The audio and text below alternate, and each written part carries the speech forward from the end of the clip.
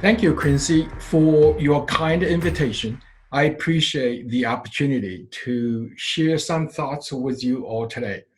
The summit you put together showcases that you take ownership in learning and development beyond the school curriculum. And it reminds me of the book I recently read, 100 Years Life, Living and Working in an Age of Longevity. No kidding. And the living a 100-year life is to be real faster than we expected. And the authors of the book, Linda and Andrew, believes we are transitioning from a three-stage life, full-time schooling, full-time working, full-time retirement, to a blended lifestyle where education, career, retirement mixed at any given moment. And in addition to being healthy, constantly learning becomes more critical. And the fastest learner and the fastest in applying new knowledge will live a fulfilling and a meaningful 100-year life. And that I'm Donald Fan, Senior Director working in the Global Office of Culture, Diversity, and Inclusion at Walmart. My presentation for next 30 minutes will briefly cover three areas. Our business context, that explains why, what, how we do our diversity and inclusion work. In other words, and how our efforts help addressing the business challenge. Then our diversity and inclusion commitment and some efforts call out through closing the gaps in mindset, knowledge, behavior. And finally, and how we sustain the progress and the lessons we learn along the journey. Now, I hope the presentation will give you a high-level overview of how diversity and inclusion works in today's the business world. I would like to start with a set of numbers that reflect who Walmart is. Last year, the company's revenue reached $514 billion.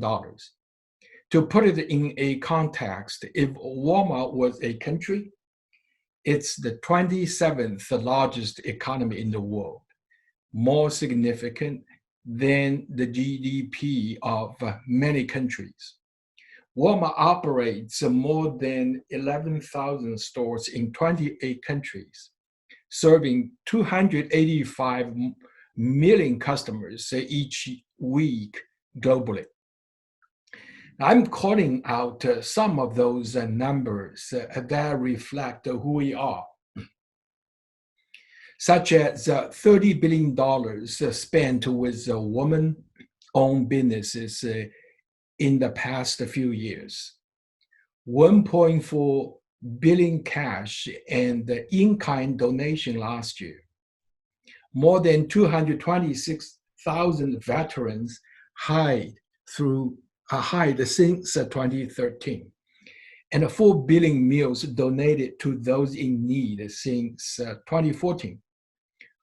Fortune magazine recognized the company as one of the top 5 companies that changed the world 6 years in a row.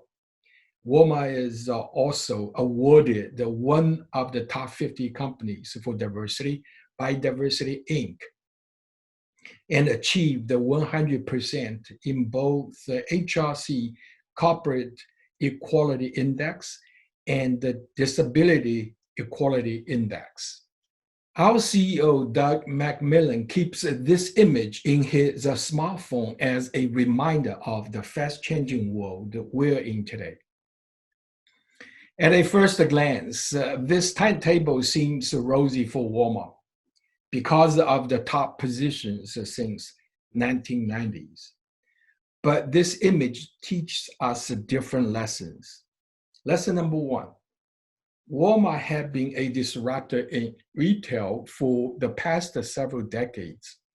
A few examples include bringing mass merchandising to the rural areas so small-town Americans can enjoy convenience and value.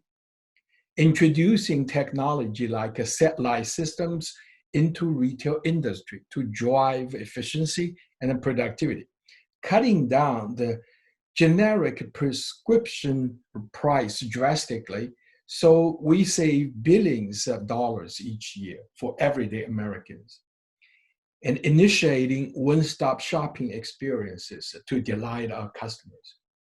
Now, every change like these reshape the industry and reshuffle the cards in retail. Now, the question for us is, can we keep the same level of disruption in the coming decades? If we don't disrupt ourselves, will someone else do it? Lesson number 2, look at the top 10 retailers in the 1970s. Do you see any of them showing up on the list of 2017? No single one survived after 4 decades. If we keep doing what we've been doing successfully in the past, will we follow the same path and disappear on that list in the next few decades? The answer is obvious. We don't have much choice, either to adopt and innovate or to suffer imminent demise. And if we don't reinvent and reimagine, the world will pass us by quickly. Now, these questions prompt us to think differently, act differently, and work differently, no matter which functional areas we are responsible for, including our diversity and inclusion work. We know the future is arriving now, driven by the macro trends like digitization, automation, artificial intelligence, machine learning, and the gig economy. We look at this fundamental shift through 3 lenses: enterprise, workforce, and ways of working. First, the future of enterprise. Technology is changing the landscape of corporate America. If you look at the average lifespan for a S&P 500 company is under 20 years today, down from 60 years in the 1950s, according to the Credit Suisse. The future enterprise must disrupt itself and reshape the culture and the behavior to act with agility and collaboration. And winning today is beyond just outperforming your competition. It means winning the market, community, and the society at the same times. A few years ago, in the article published by the McKinsey Quarterly, our CEO discussed what leadership quality we need in the 21st century and how a business will thrive in the coming decades. He articulated that business exists to serve society and the community. In the long term, corporate interest and the societal interest converge. And our reason for being a company is far beyond the pursuit of profit. By striving to advance the 3 bottom lines, people, planet, profit, companies will have the opportunity to use their skill and expertise to reshape global systems and mitigate the complex challenges in front of us. Now, second, the future of the workforce. We know gone are those days when we work for 40 years at one job and retire with a good pension. And guess what is the average time in a single job today? 4.2 years. And that number continues to go down. And according to the US Bureau of Labor Statistics, what is more, 35% of the skills that a worker needs will have changed by 2020, that's this year's, regardless of industry. Being a winning enterprise, we must delight our associates by assessing, curating, and engaging the innovative workforce. That's why cultivating diversity and inclusion is even more essential in today's and tomorrow's workforce. Third, the future of how work gets done. Developments of robots and automation in the workplace could create 58 million new jobs in the next 5 years. According to a report from the World Economic Forum, we must quickly change the ways of working to maximize the workforce potentials by doing two things. By gaining advantage through cognitive and digital automation to win the competition. Two, by learning, de-learning, and relearning and applying what we learned quickly to adapt to the change and to place and to position our associates in a better way in their career life. That's why we help our associates become a lifelong learner and better position them to adapt to the change in the digital world. With this futuristic vision in mind, we are committed to the digital transformation. Each year, the conference board conducts a global survey with thousands of CEOs and the C-suite executives to identify top challenges that keep CEOs awake at night. In last year's report, the top 3 challenges are: 1, a failure to attract and retain top talent due to the severe talent war. 2, creating new business models due to the technology disruptions. It means growing opportunities in the digital age. 3, developing the next generation leaders and equip them with new skills and competencies to deal with new challenges in the modern world. Now, 2 of these challenges are related to the talent shortage, talent readiness, and the skill scarcity, especially in today's tight labor market. One challenge tied to the business growth. Now, can we continuously re-evaluate the current business models, explore new revenue streams, and build an ecosystems around the core business through partnership? Now, our diversity and inclusion efforts double down on helping addressing the challenge centered around growth issues and talent issues.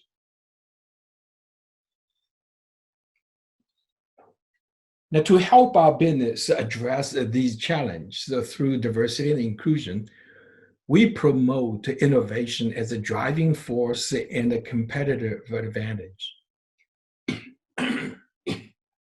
Excuse me. That is to actively seek out a change rather than waiting to adapt to change. Encourage different perspectives, critical questioning, and continuous improvement. Now, here's the logic we believe in. Now, to help address the business challenge, we must differentiate ourselves from competition. To differentiate, we must innovate in everything we do. To innovate, we need a diverse workforce with different styles, experiences, ideas, and opinions.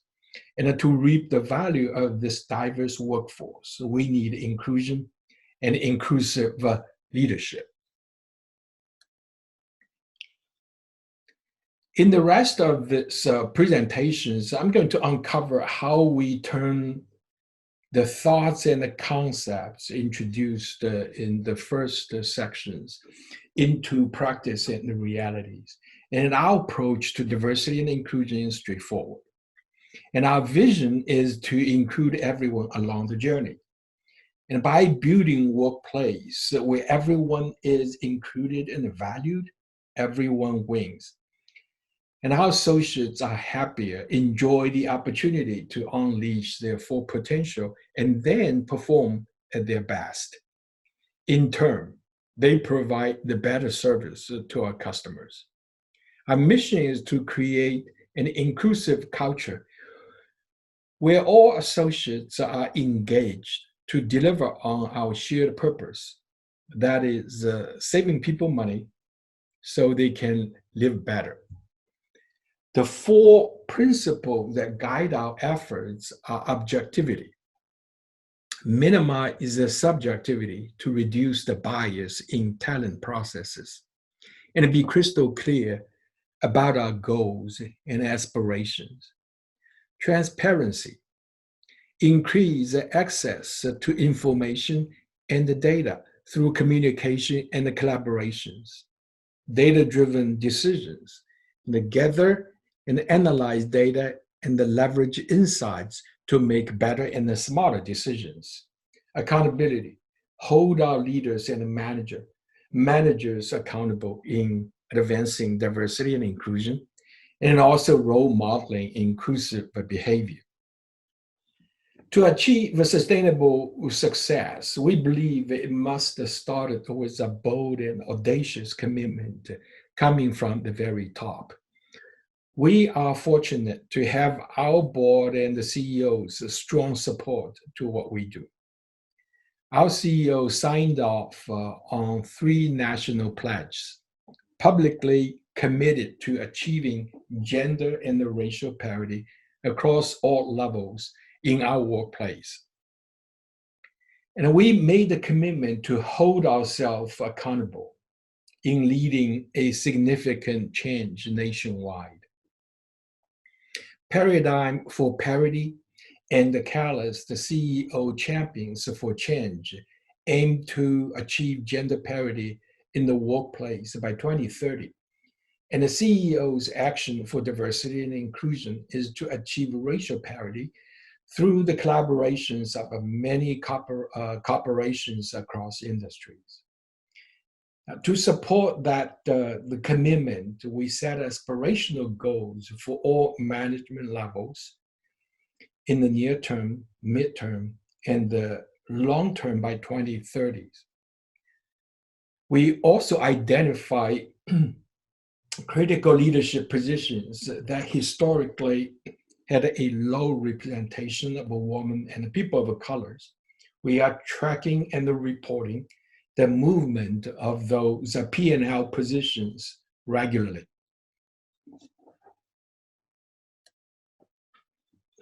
Our efforts are designed to close the 3 gaps: mindset, knowledge, behavior. We bridge a mindset gap by promoting a growth mindset to drive continuous and sustainable progress. Bridge knowledge gap by educating our inclusive leadership and by leveraging data analytics to make a difference. Bridge behavior gap by internalizing the immersive learnings and by role modeling inclusive behaviors. The next few slides illustrate how we do it. Advocating real change required us to adopt a growth mindset. That is to perceive the challenge as a chance for growth, accept a failure as a learning experience, and view change as an opportunity, not a threat. Help our associates understand where we are, where we want to go, and what challenges are ahead of us. Leaders with growth mindset are methodical in answering these 3 questions. So 1, where is our growth going to come from? That means investing in sound analysis to identify sources for growth and its game-changing implication. 2, how do we grow now and tomorrow? And make a strategic choice. Be very clear what we should focus on now at the moment and how we can play and win. 3, how do we set up the growth engine? That means to put together an operating model supported by analytics and the top talent, focusing on building capability, building an agile culture, building an inclusive environment. In addition to promoting a growth mindset, we also ask ourselves, how can we challenge conventional thinking and assumptions? And how should we redefine our ways of working and effectively solve problems in this fast-changing digital world? And we adopt design thinking to help us address these questions because of its signature traits, like people-centric, problem-oriented, and innovative solution focus. Design thinking teaches science and art at the same time. It teaches science in finding similarities among things that are different, to pattern, spot, nail down the core of the problem. It teaches art in finding difference among things that are similar, stem on human-centered and the human empathy. And then we come to design by creating feasible wholes from infeasible parts, deliver a solution through minimal viable product, MVP.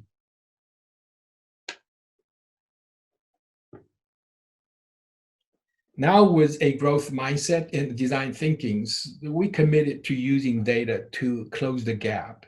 And the research indicates time and again that organizations waste time and energy in solving the wrong problem.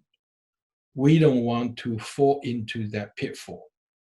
What sets apart a better leader is the ability to see the same data as others, but make different conclusions and insights from it.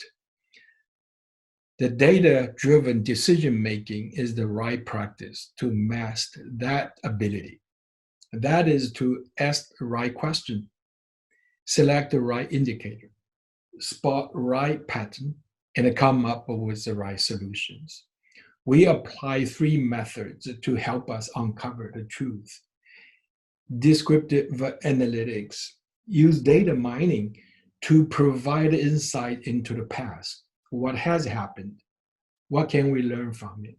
And what is that missing link we should pivot on? Predictive analytics use the modeling and the forecast techniques to understand the future. What could happen? And how can we arrive at the destination sooner?